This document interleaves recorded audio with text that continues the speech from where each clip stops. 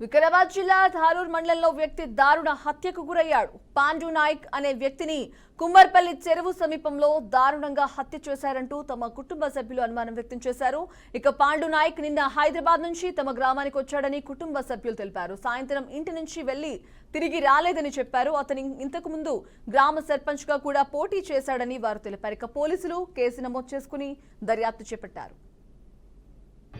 నిన్న మధ్యాహ్నం వచ్చిన రాజుకెళ్ళి మధ్యాహ్నం వచ్చి ఇట్లా దవా చేసుకున్నాడు 4-5 మంది కుడినాక మళ్ళీ తిన్నాక ఇంటికి పోయినాక అలా వచ్చినాక 1 గంట తర్వాత 7:30కి పోయి బయలుదేరి వచ్చింది.